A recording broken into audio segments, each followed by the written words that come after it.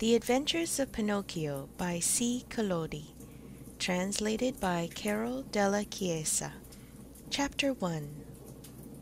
How it happened that Mastro Cherry, carpenter, found a piece of wood that wept and laughed like a child. Centuries ago there lived a king, my little readers will say immediately. No, children, you are mistaken. Once upon a time there was a piece of wood. It was not an expensive piece of wood. Far from it. Just a common block of firewood, one of those thick, solid logs that are put on the fire in the winter to make cold rooms cozy and warm.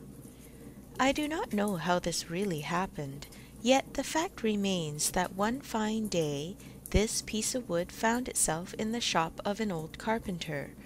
His name was Mastro Antonio, but everybody called him Mastro Cherry, for the tip of his nose was so round and red and shiny that it looked like a ripe cherry.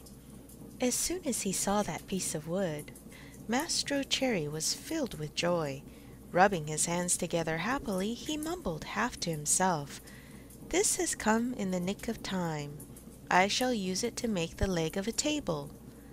He grasped the hatchet quickly to peel off the bark and shape the wood.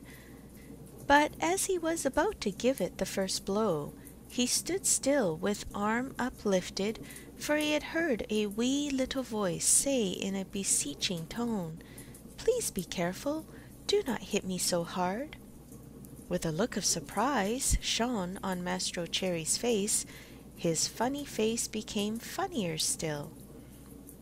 He turned frightened eyes about the room to find out where that wee little voice had come from, and he saw no one. He looked under the bench, no one. He peeped inside the closet, no one. He searched among the shavings, no one.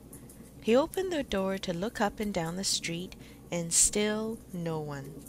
"Oh, I see," he said, laughing and scratching his wig. "It can easily be seen that I only thought I heard the tiny voice say the words. Well, well, to work once more." He struck a most solemn blow upon the piece of wood. "Oh, oh, you hurt!" cried the same faraway little voice. Mastro Cherry grew dumb. His eyes popped out of his head, his mouth wide open, and his tongue hung down on his chin.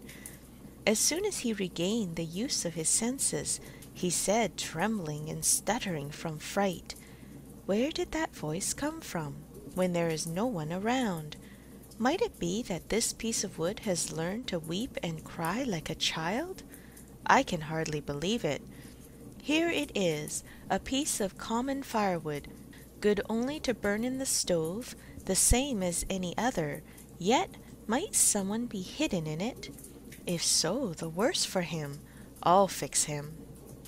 With these words he grabbed the log with both hands and started to knock it about unmercifully. He threw it to the floor, against the walls of the room, and even up to the ceiling. He listened for the tiny voice to moan and cry. He waited 2 minutes, nothing. 5 minutes, nothing.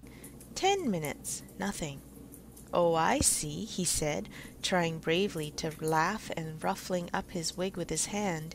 "It can easily be seen I only imagined I heard the tiny voice. Well, well, to work once more." The poor fellow was scared half to death, so he tried to sing a gay song in order to gain courage. He set aside the hatchet and picked up the plane to make the wood smooth and even. But as he drew it to and fro, he heard the same tiny voice. This time it giggled as it spoke. "Ha ha! Stop it! Stop it! Ah ha ha!